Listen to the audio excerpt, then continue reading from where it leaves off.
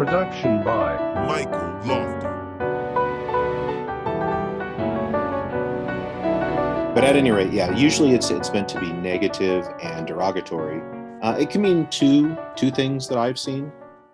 The first is Barlam jumped ship with the Orthodox and he joined the Latins, and there's some sense in which he got a better deal with the Latins, and maybe you could think of him as kind of a turncoat. But there's another more important, for the blogospheric world, I would imagine as well, scholarly concern, and that is that Barlam represents a theology which is entirely cut off from palamistic considerations. In other words, he shares no major affinities with Palamas. But what's interesting is the article that, God knows when it'll be published. I mean, it's in a German publication, and the Germans are so precise and exacting, to get an article out in like 5 years is something like miraculous. So if and when it comes out, what I spend a lot of time doing is comparing Barlam's actual positions on things. For example, grace, virtues, charity, and the positions of Thomas Aquinas, which Barlam knew. And then I compare those with Gregory Palamas and his critiques of Barlam and Barlam's Latins that he's having conversations with in 1334 in Constantinople.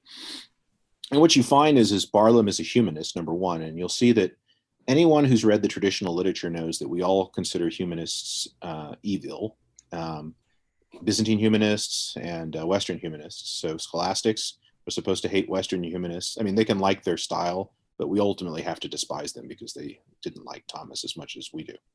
And then secondly, if we're Easterners, we all have to hate humanists because somehow humanists aren't reconcilable with Palamism, which is a fallacy because there were plenty of humanists that were Palamites. But I think the thing is Barlam does make the stereotype. He's a humanist, meaning he knows classical Greek literature backwards and forwards.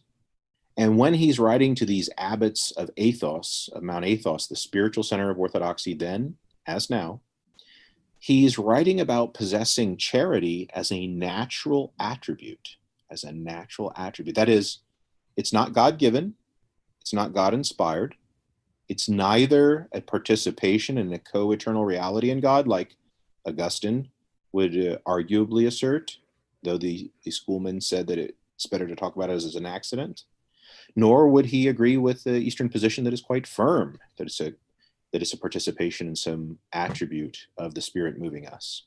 Instead, Barlam is going to want to say that charity as a virtue, meaning the charity we hear about in the Bible, is simply the will-loving God. Well, that sounds very naturalistic, and indeed it is. And then when you start seeing him talk about other virtues, a Stoic or a Platonic philosopher from the 1st century BC would be perfectly comfortable with Barlam's language and expression. So Barlam is a naturalistic speaker humanist. He may have a very orthodox theology, but when he's writing his humanistic letters, we don't get to see that. All we get to see is somebody that's writing Shakespeare, and perhaps, if you want to defend Barlam, you would say, well, he doesn't really believe these things. But if you take the literal sense of what he's saying, he's a naturalist. He believes that virtues are natural. And he also thinks that the distance between God and created reality is so great that any kind of participation is, at best, the infusion of created ideas by God into our minds. So, God infuses into my mind a crayon. I know crayon supernaturally. God infuses into my mind divine wisdom.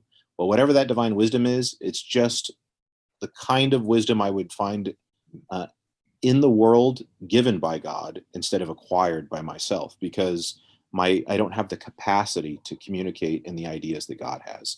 So what, in effect, then, Barlam is a real problem not only for the theology of Palamas. He would be a problem in Catholic theology. He would be a problem in Catholic. We're not naturalists. Grace, whatever grace is, it's certainly not something done on our own efforts, produced by ourselves, or the result of our own activities. Very, very good points you make there. That is, you're correct about that. As far as the way Catholicism looks at grace, excellent point. Earlier, you were talking particularly about the way the Franciscan school has been able to deal with this in a very cogent manner. I wonder, you find people really embracing this and talking about it a lot within Byzantine Catholicism. Um, our very good friend here, very good friend of the show, Dr. Matthew Minard, is very was always welcome to the show. Was very, very.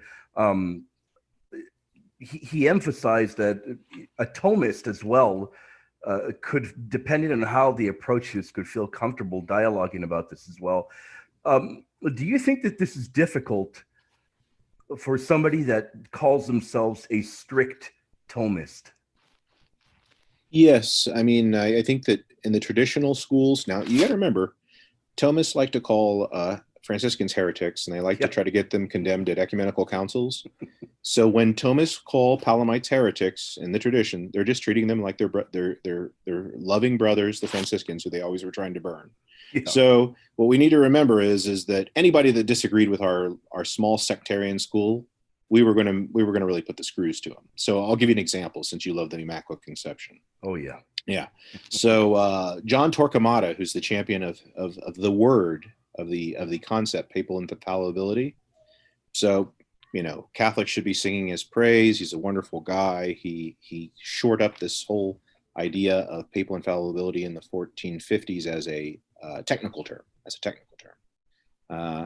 and he defended the papacy at Florence. Well, his one of his more glorious moments wasn't at the Council of Basel just a couple of years before, when he publicly called for the condemnation and essentially burning of all the Franciscans for the silly doctrine of the Immaculate Conception. So, what are we dealing with here? We're dealing with Thomists who want everyone to be Thomists, and they're even willing to try to embarrass their Franciscan brothers at an ecumenical council. That kind of behavior would probably look really bad today if we did that in public. I guess when the entire world is Catholic around you and you don't have to worry about the news media, doing anything with this, you can beat up on your brothers like that, and it's not as big of a deal. There's a different culture going on there. But I think that the thing that we have to see here then is when Thomists in the Middle Ages call Palamites, I should say Renaissance, call Palamites heretics, we need to be very, very cautious with what the context is they're using, because they're calling Franciscans heretics for the Immaculate Conception, right? They're calling Franciscans heretics for the formal distinction in God's essence and his energies. So, of course, they're going to call Palamites heretics, because if Palamites are seemingly Orthodox, I'm sorry, if they are of an Eastern Orthodox profession, and worse, they seem to agree with Franciscans, all the more should they be heretics. So, what we have then is, does Thomism in a wider context, a strict Thomism, from its philosophical presuppositions, can it be reconciled with Thomism? I would agree with Matthew Minard, which is the strictest of Thomists just they can't buy it. They can't buy it. They think it compromises too much divine simplicity. But if any of them are trained in dogmatic theology, they know that they don't have the authority to call a Palamite a heretic. They only have the ability to call for the proper authority to examine this and to finally affirm once and for all that Palamas does exactly what they philosophically think he's doing, and that's undermining divine simplicity.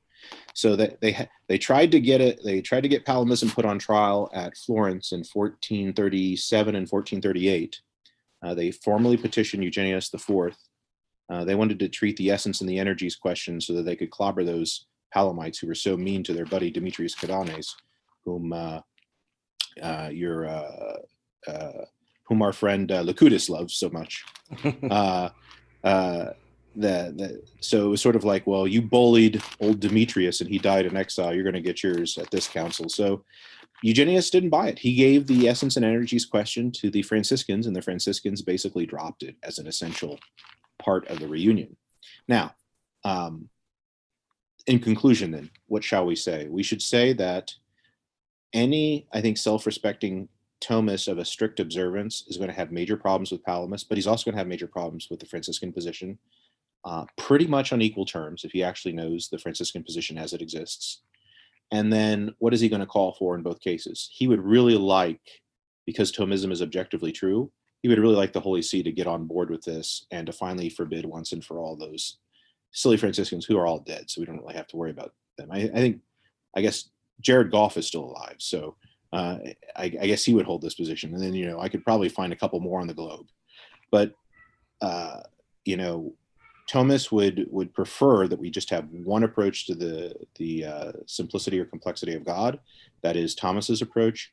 And therefore we exclude the Franciscans, and by implication, then we would have to exclude the Palamites.